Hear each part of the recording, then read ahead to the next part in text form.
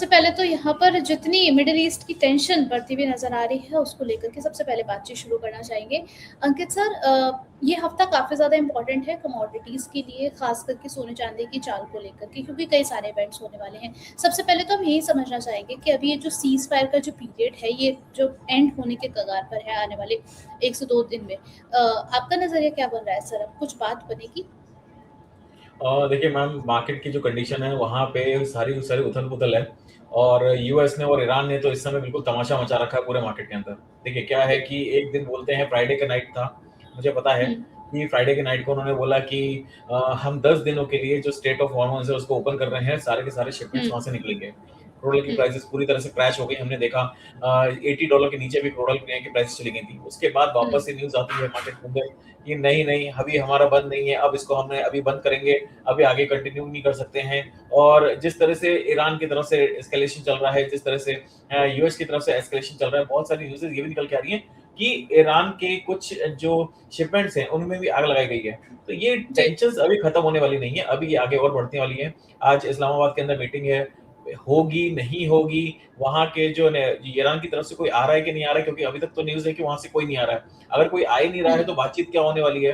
कहाँ से ये न्यूज़ेज़ निकल के आ रही हैं, किसी को कुछ भी नहीं पता है। डोनाल्ड ट्रम्प लगातार अपने स्टेटमेंट चेंज कर रहे हैं।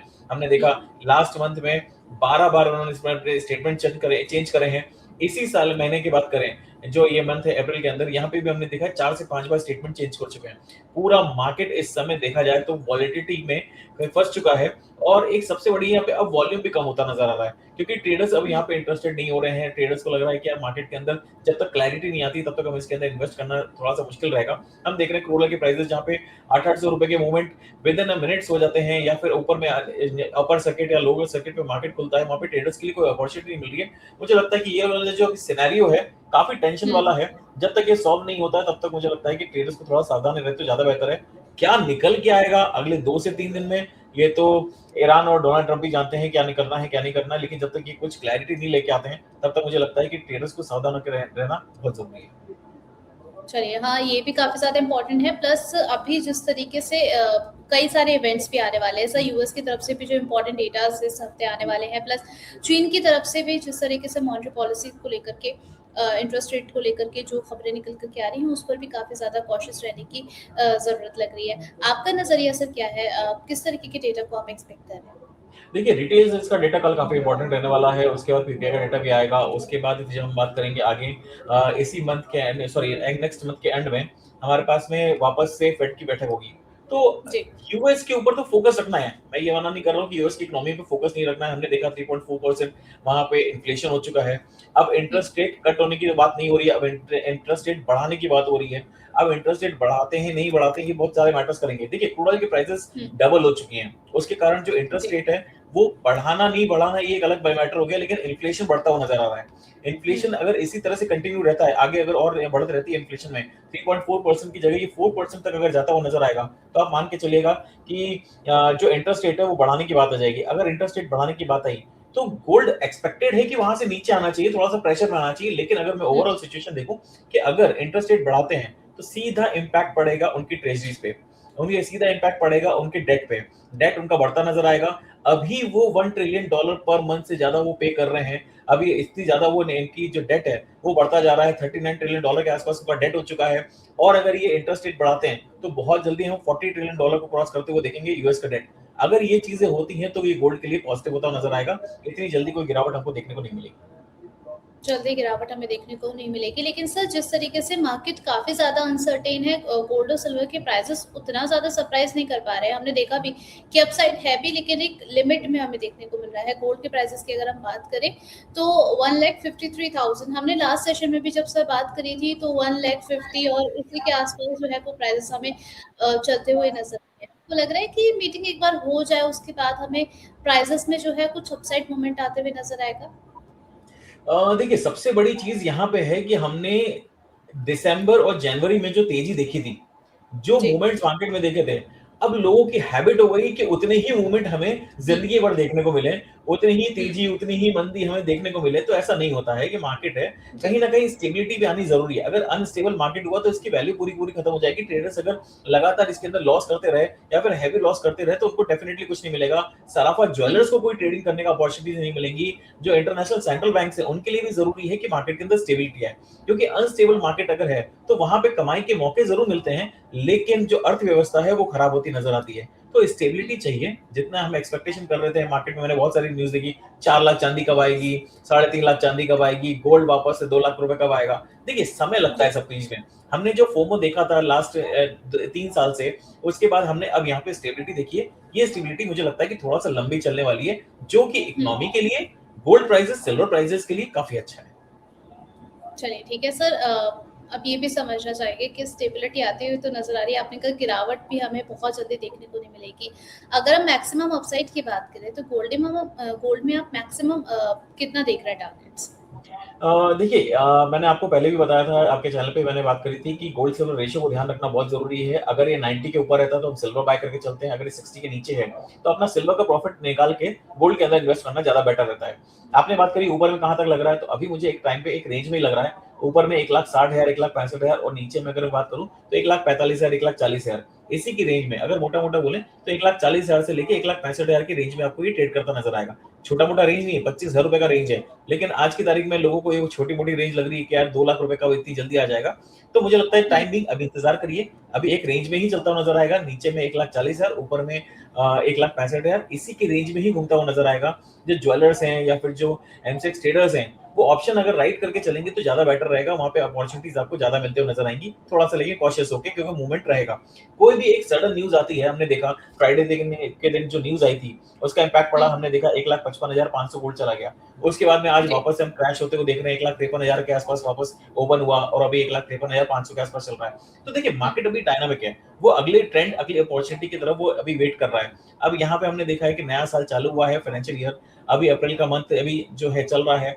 इसके बाद में नए डेवलपमेंट्स बनेंगे और गर्मी के टाइम पे, गर्मी के समय में अमूमन मार्केट के अंदर इतने बड़े मूवमेंट्स नहीं देखने को मिलते हैं, क्योंकि अब इसके बाद पूरा फोकस हो जाता है मॉनसून के ऊपर। मॉनसून कैसा रहेगा? मॉनसून के बाद में कितना पैसा आएगा मार्केट के अंदर, कितनी, क्योंकि एग्रीकल्चर हमारे इंडिया का सबसे बड़ा हुँ, पार्ट है। तो वहां से कितना पैसा निकल के आएगा, तो पूरी इकोनॉमी जो है, एग्रीकल्चर इकोनॉमी, इंडियन इकोनॉमी, बाकी के अदर इकोनॉमीज भी देखें तो ब्राजील भी एग्रीकल्चर इकोनॉमी है। यूएस के अंदर भी एग्रीकल्चर फार्म्स को लेके काफी डेवलपमेंट आपको देखने को मिलता है, वो भी एक बड़ी इकोनॉमी है। तो जितनी भी इकोनॉमी है वो सारे का सारा एग्रीकल्चर में क्या डेवलपमेंट होता है, उसके बाद में हम बात करते हैं कि आगे इंडस्ट्रीज का क्या डेवलपमेंट होगा। तो ये पूरी साइकिल है। एग्रीकल्चर से इंडस्ट्रीज डेवलपमेंट करेंगी, इंडस्ट्रीज अगर डेवलपमेंट करेंगी तो डेफिनेटली मेटल्स को सपोर्ट मिलता नजर आएगा। तो ये साइकिल, सारी साइकिल है। तो जो गर्मी का सीजन है वो ज्यादातर हमने देखा है कि एक रेंज में ही ट्रेड करता हुआ नजर आया है। अब वो बात अलग है कि अभी इस गर्मी के सीजन में जो इस तरह का ईरान का और यूएस का मैटर चल रहा है, अगर थर्ड कोई कंट्री इसमें एंटर कर जाती है, तब जाके आपको हुँ, समझ में आएगा कि एक अलग तरह की सिचुएशन बनेगी। नहीं तो तब तक ये दोनों, जैसे हमने यूक्रेन वाला मैटर देखा था, यूक्रेन और रशिया का हुँ, मैटर, सेम मैटर यहाँ पे निकलता हुआ नजर आएगा। और दोनों मैटर यहाँ पे धीरे-धीरे बातें चलती रहेंगी, नेगोशिएशन चलता रहेगा, युद्ध खत्म नहीं होगा, लेकिन बातें हुँ, चलती रहेंगी। दो लोगों का ध्यान जो है धीरे-धीरे, धीरे-धीरे अपने आप कम हो जाएगा। स्टेट ऑफ हॉर्मुज़ खुलता है, नहीं खुलता है, ये बहुत बात की बात है। लेकिन अगर वो नहीं खुलता है तो प्राइसेज़ का क्या होगा, वो सोचने वाली बात है। लेकिन अभी तक जो कंडीशंस दिख रही हैं, जहाँ पे क्रूड के प्राइसेज़ हम देख रहे हैं कि $80, $90 के आसपास बीच में टिकी हुई हैं, तो ये एक्सपेक्टेड हुँ। अभी ये है कि इसी रेंज में ही ट्रेड करता हुआ नज़र आएगा, जब तक कोई नया डेवलपमेंट नहीं बनता है। चलिए, यानी कि अभी तक जो है कुछ अगर एक्सटर्नल डेवलपमेंट या फिर एक्सटर्नल पार्टिसिपेशन इस पीस टॉक में या फिर यूँ कहें कि इस वॉर सिचुएशन में नहीं होता, तब तक आप कोई मेजर डेवलपमेंट नहीं देखेंगे। अंकित सर, ये भी समझना चाहेंगे, आपने कहा कि मार्केट पे इस वक़्त काफ़ी ज़्यादा कॉशियस रहने की ज़रूरत है और ट्रेडर्स के लिए मौके काफ़ी ज़्यादा कम हो गए। आपकी तरफ से कोई स्ट्रैटेजी बन रही है इस वक़्त शॉर्ट टर्म के लिए? देखिए, शॉर्ट टर्म में अगर मैं स्ट्रैटेजी की बात करूँ तो आज तो मैं बिल्कुल भी मार्केट के अंदर न्यूट्रल हूँ। कोई बहुत बड़े मेजर डेटा नहीं है, मार्केट बिल्कुल एक रेंज में ट्रेड कर रहा है। एक्सपेक्टेशन यही कि 1,48,000 के आसपास अगर गोल्ड मिलता है तो वहाँ पे बाइंग अपॉर्च्युनिटी क्रिएट हो सकती है। सिल्वर की बात करें तो 2,45,000 के आसपास अगर मिलता है तो एक बाइंग अपॉर्च्युनिटी क्रिएट हो सकती है। लास्ट टाइम मैंने बोला था कि 2,60,000 2,65,000 तक सिल्वर दिख सकती है। हुँ, 2,61,000 समथिंग का हाई लगाया था उसने, उसके बाद देखा आज सुबह-सुबह मंडे जब आया तो वापस से मार्केट क्रैश होता हुआ नज़र आया। तो हुँ। अभी का अगर मैं टाइम सिनेरियो बोलूँ तो ट्रेडर्स को एक सीमित दायरे में ट्रेड करना चाहिए। जब तक कोई क्लैरिटी नहीं मिल रही है, मेरा एक ही मानना है कि कभी-कभी ट्रेड नहीं करने से पैसे बच जाते हैं। चलिए, तो आपके पास अगर कैपिटल है तो बिल्कुल बेहतरीन मौके के लिए थोड़ा-सा बचा के रखें तो ज़्यादा बेहतरीन स्ट्रैटेजी है फिलहाल के बाज़ार में। सर यहाँ पर सिल्वर के प्राइसेज़ को थोड़ा-सा अभी हम और समझना चाहेंगे। यहाँ पर हम देख रहे हैं 5,000 से ज़्यादा की गिरावट देखने को मिल रही है। देखिए 2,51,000 पर पहुँचा हुआ है। सर यहाँ पर आप स्ट्रॉन्ग सपोर्ट कहाँ देख रहे हैं सिल्वर का? 2,45,000 का एक यहाँ पे स्ट्रॉन्ग सपोर्ट देख रहा हूँ मैं। अगर वहां पे आता है तो डेफिनेटली आपको बाय करके चलना चाहिए। और जैसे मैंने बोला कि आपको दोनों तरफ के मौके मिलेंगे अभी कुछ टाइम तक। तो जी। नीचे में बेचना नहीं है, ऊपर में खरीदना नहीं है, तो दोनों बातें यहाँ पे चल रही हैं। तो नीचे के सपोर्ट लेवल के आसपास चलता है $75 इंटरनेशनल मार्केट में। इंडियन मार्केट में 2,45,000 2,40,000 के आसपास मिलता है। तो वहाँ पे एक बार खरीदारी करके चलना चाहिए। वापस से पुल बैक मिलेगा तो 2,55,000 2,60,000 एक रेंज में जो सीमेंट दायरा फंस चुका है ये, अभी हुँ। आने वाले टाइम में मान के चलिए और ये थोड़ा सा लंबा चल सकता है। अभी शॉर्ट टर्म की अगर मैं बात करूं तो इंट्राडे ट्रेड करें या फिर नीचे के लेवल पे कुछ शॉर्ट टर्म ट्रेडिंग अगर करें तो ज्यादा बेटर है। पोजिशनली वापस से चांदी 4 लाख रुपए हो जाएगी, 3.5 लाख रुपए हो जाएगी, बहुत मुश्किल है। आपको अभी ये बहुत परेशान करने वाला है। चलिए, तो प्राइसेज़ अभी काफ़ी ज़्यादा परेशान करने वाले हैं, ये एक्सपर्ट की तरफ से कहा गया है। सर ऐसे में बाय एंड ऑफ 2026 हम ये भी समझना चाहेंगे सर कि आप गोल्ड और सिल्वर के प्राइसेज़ को कहाँ देख रहे हैं? क्योंकि सुबह भी मैं एक शो कर रही थी, तो उसमें हमारे एक दर्शक थे, उन्होंने बोला कि बहुत सारे बड़े-बड़े जो ब्रोकरेजेज़ हैं, उनका कॉल ये आ रहा है कि गोल्ड के जो प्राइसेज़ हैं, वो हमें $6,000 के आस-पास तक देखने को मिल रहे हैं। तो आपसे भी समझना चाहेंगे, बाय एंड ऑफ 2026 हम क्या एक्सपेक्टेशन रख सकते हैं दोनों ही प्रेशियस जी, मेटल्स गोल्ड की? तेज है। मैं मना नहीं कर रहा हूँ गोल्ड जी। तेज नहीं है, गोल्ड तेज है। लेकिन 2026 के 2029 के 2027 के 2028 इस समय कोई नहीं हुँ। डिसाइड कर सकता। एक्सपेक्टेशन है मार्केट की, जिस तरह से फंडामेंटल्स क्रिएट हो रहे हैं, जिस तरह से हमने देखा है कि हर वॉर के बाद में जैसे कोई वॉर खत्म होती है, गोल्ड के प्राइसेस शूट अप करते हैं। तो एक्सपेक्टेशन जी। डेफिनिटली यही है कि गोल्ड के प्राइसेस $6,000 को क्रॉस करने चाहिए। मैं बहुत ज्यादा नेगेटिव नहीं हूँ, लेकिन हुँ। कितने टाइम में, कि 2026 के एंड में होगा कि 2027 के मिड में होगा, ये कहना थोड़ा सा मुश्किल लग रहा है मुझे। क्योंकि टाइम डिसाइड करना काफी मुश्किल है। क्योंकि देखिए डोनाल्ड ट्रंप किस समय कौन सा स्टेटमेंट देंगे, वो 2026 एंड में देंगे कि 2027 में देंगे, ये किसी को नहीं पता है। तो ये मार्केट के अभी डोनाल्ड ट्रंप को सिर्फ सवा साल हुआ है। अभी तो बाकी के टाइम फ्रेम और बचा हुआ 4 साल में सवा साल अगर घटाया जाए तो अभी कहीं हुँ। ना 2.5 साल के आसपास उनका बचा हुआ कार्यकाल। तो ये 2.5 साल में वो कितनी बार क्या स्टेटमेंट देते हैं, क्या मार्केट की कंडीशंस होती हैं, वो देखना बहुत जरूरी है। क्या होता है कि मार्केट में तेजी लगती है, मंदी में मंदी लगती है। अभी मार्केट यहाँ से क्रैश हो जाएगा तो नीचे के टारगेट्स आना चालू हो जाते हैं। हमने बहुत सारे मार्केट्स के अंदर कुछ रील्स भी देखी है मैंने तो, इनफैक्ट कि 1 लाख रुपए गोल्ड आ जाएगा, या फिर कोई 2 लाख रुपए हो जाएगा, कोई 2.5 लाख रुपए हो जाएगा, कोई 50,000 हो जाएगा। तो देखिए सबकी अपनी अपनी बातें हैं। लेकिन जब हम फंडामेंटल्स और टेक्निकल्स के ऊपर बात करते हैं, जब हम थ्योरीज के ऊपर बात करते हैं, तो वहां पे एक ही चीज निकल के आ रही है कि यस, यूएस का जो डेट है वो लगातार बढ़ रहा है। साइक्लिकल अगर देखा जाए तो गोल्ड के अंदर पॉजिटिविटी है। अगर हम गोल्ड सिल्वर रेशियो को देखें तो यहाँ पे काफी सस्टेन करता हुआ नजर आ रहा है, और नीचे के लेवल पे अगर ओपन होते हैं तो सिल्वर गोल्ड के अंदर सपोर्टिव आपको लगाएगा। लेकिन एक सबसे बड़ी चीज है डॉलर इंडेक्स, उसको आपको नहीं भूलना चाहिए। डॉलर इंडेक्स 95 से 100 की रेंज में चल रहा है, और उसको ट्रेड करते करते 8 महीने से ऊपर हो गया है। 8 महीने से ऊपर इसको एक ही रेंज में ट्रेड करते हुआ गया है। अगर ये 95 का लेवल क्रॉस ब्रेक करा तो आप मान के चलिएगा एक बड़ी मंदी के संकेत हमको देखने को मिलेंगे डॉलर इंडेक्स के अंदर। वो टाइम होगा जिस समय हम गोल्ड के अंदर एक्सपेक्ट कर सकेंगे $6,000 होगा कि $7,000 होगा। ये बात जरूर हुँ। है, क्योंकि जब डॉलर इंडेक्स के अंदर गिरावट आएगी तब आप देखेंगे कि इसके अंदर एक अच्छी खासी गोल्ड के अंदर स्ट्रेंथ बनती हुई नजर आएगी। क्योंकि कहीं ना कहीं ये जो दोनों कमोडिटीज हैं, चाहे डॉलर इंडेक्स देखें चाहे गोल्ड देखें, ये अपोजिट ट्रेड करते हैं।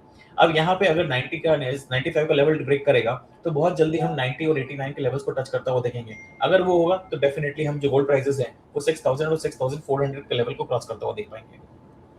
चलिए, तो ग्लोबल सिनेरियोज़ के साथ-साथ ये कुछ फैक्टर्स हैं जिनको आप लोग बिल्कुल देख कर के चलिए। सर इस दौरान हमने देखा कि ईटीएफ की तरफ भी जो लोगों का अट्रैक्शन है वो दोबारा से हमें देखने को मिला है। यहाँ पर भी आपसे समझना चाहेंगे कुछ स्ट्रैटेजी?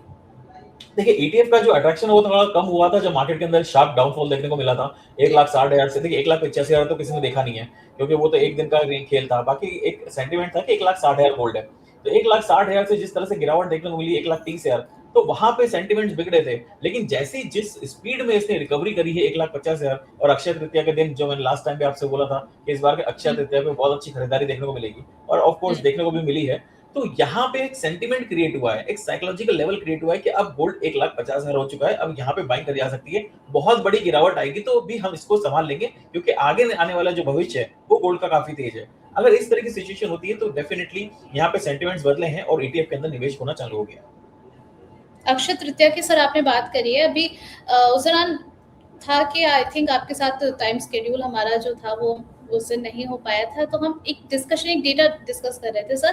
लास्ट 5 इयर्स का डेटा हमने देखा तो सर जिस तरीके से प्राइस बढ़े 46,000 जहाँ चल रहे थे, अब जो है हम 1.5 लाख के आसपास सोने के प्राइसेस देख रहे हैं। इस दौरान हमने जो डिमांड देखी है सर इस वक्त, अगर हम इस फेस्टिवल की बात करें अक्षय तृतीया के, तो एक आर्टिकल भी मैंने पढ़ा था, तो कुछ डिक्लाइन हमें देखने को मिला सर मार्केट डिमांड में 30-40% का।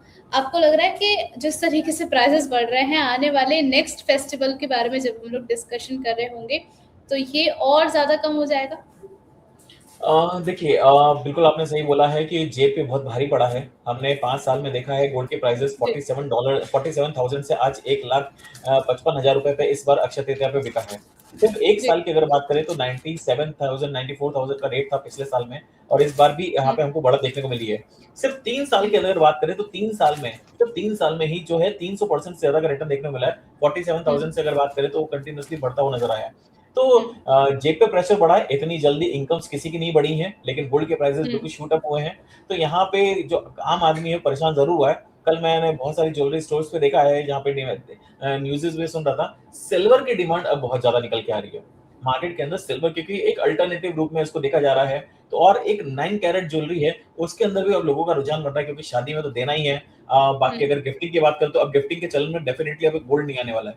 अब कोई नहीं होगा जो गोल्ड बोलेगा चलिए ठीक है, आपको 1 ग्राम गोल्ड गिफ्ट कर देते हैं, तो अब वो गोल्ड गिफ्टिंग में नहीं आएगा, अब सिल्वर ही गिफ्टिंग में आने वाली है। तो रुझान डेफिनिटली लोगों का चेंज हुआ है, सिल्वर की तरफ हुआ है, लेकिन अब ट्रेडर्स निवेश के हिसाब से गोल्ड को के अंदर एंट्री कर रहे हैं। सिल्वर ज्वेलरी के हिसाब से अगर है तो बहुत, अगर नीड है तो उसके अंदर ज्वेलरी बनाई जा रही है, लेकिन निवेश को इस रूप में देखा जा रहा है। तो अब मैंने देखा है मार्केट के अंदर 1 ग्राम, 2 ग्राम, 5 ग्राम इस तरह की जो गोल्ड कॉइन्स हैं, इसकी बिक्री सबसे ज्यादा हुई है और इसकी डिमांड सबसे ज्यादा रही है। वैल्यू वाइज बात करें तो इस बार आपको गोल्ड के जो डिमांड है वो ज्यादा दिखेगी, लेकिन definitely in terms of quantity अगर देखें तो वो काफी कम है। ओके, तो यहाँ पे जब सर फिजिकली खरीदने में अगर इंटरेस्ट चेंज हो रहा है, तो क्या पोर्टफोलियो का जो एलोकेशन है उसमें भी कुछ चेंजेस आने चाहिए? देखिए मैम, पहली चीज़ तो ये है कि इंडिया में कोई भी पोर्टफोलियो एलोकेशन, ये सारी चीज़ें जो होती हैं, सारे बड़े प्लेयर्स की चीज़ें हैं, जहाँ पे रिस्क मैनेजमेंट होता है, जहाँ पे पोर्टफोलियो एलोकेशन होता है। बाकी लोग तो एसआईपीज़ करते हैं, बस वो एसआईपी ही करते हैं। वो चाहे अपना पैसा उनके पास जितना आता है, एक आम मिडिल क्लास की अगर बात करें, तो उसके पास में जब पैसा आता है तो निवेश करता है या फिर अपनी सैलरी का कुछ अमाउंट एसआईपीज़ में डालता है। तो वो एलोकेशन तो बिल्कुल वहाँ पे हो ही नहीं रहा है। एलोकेशन, ये सारी बड़ी-बड़े वर्ड्स हैं, जहाँ पे 100 करोड़ का पोर्टफोलियो या 200 करोड़ का पोर्टफोलियो, 1000 करोड़ का पोर्टफोलियो मैनेज हो रहा है। जिसके पास 50 लाख 1 करोड़ है, वो तो सोचता है यार मैं जल्दी से पैसा कैसे इसमें से बना सकता हूँ और कहाँ पे लगा सकता हूँ। हमने देखा जब फोमो क्रिएट हुआ था तो उन लोगों ने अपनी प्रॉपर्टीज बेच के सिल्वर के अंदर निवेश करा था, जो कि एक बहुत गलत डिसीजन था। तो ये सब चीजें जब मार्केट के अंदर होती है तो बिल्कुल डेफिनेटली मैं इसको नहीं मानता हूँ कि यहाँ इंडिया में कोई भी पोर्टफोलियो पे 90% ट्रेडर्स अगर हैं यहाँ पे, तो मैं मान के चलता हूँ जो रिटेल ट्रेडर्स हैं वो यहाँ पे बिल्कुल भी पोर्टफोलियो एलोकेशन करके नहीं चलते हैं। लेकिन हाँ, मैं ये मानता हूँ कि अब आपको टाइम है, यहाँ पे आप गोल्ड एंड सिल्वर के अंदर निवेश करके चल सकते हैं। देखिए ज्वेलरी जो है वो कंजम्पशन है। ज्वेलरी को हम लोग बोलते हैं कि आपके पास ज्वेलरी रखी हुई तो ताकत आ रही है, ज्वेलरी कंजम्पशन है। वो आप बुरे वक्त के समय बेचते हैं। भगवान ना करे कभी किसी का बुरा वक्त आए। लेकिन आप जब गोल्ड कॉइन खरीदते हैं, आप जब बार्स खरीदते हैं, तब आपको लगता है कि हाँ यार इसको हम सेल आउट भी करेंगे तो इससे हमारा पैसा आएगा, क्योंकि उससे इमोशन जुड़े हुए नहीं होते हैं। जो ज्वेलरी होती है उससे इमोशंस जुड़े हुए होते हैं। इस चीज के ऊपर ध्यान रखना बहुत जरूरी है। निवेश के रूप में अब ट्रेडर्स आ रहे हैं, ईटीएफ में आ रहे हैं ट्रेड करने के लिए, उनके पास विकल्प बच गए हैं। विकल्प हो गए हैं कि जरूरी नहीं है कि मैं 1 ग्राम गोल्ड खरीदूं, मेरे पास अगर इतना पैसा नहीं है, आज की 1 ग्राम गोल्ड भी अगर खरीदना है तो 16,000 रुपए का आएगा। तो उसकी जगह मेरे पास अगर कम पैसा है तो मैं ईटीएफ के थ्रू भी निवेश कर सकता हूं, ताकि मैं गोल्ड के अंदर निवेश कर सकता हूं। तो जो एलोकेशन की आपने बात करी, डेफिनेटली मुझे लगता है आज की तारीख में अगर आपको एलोकेशन रखना है तो 15 से 20% का एलोकेशन आपको बुलियंस के अंदर रखना चाहिए। चलिए।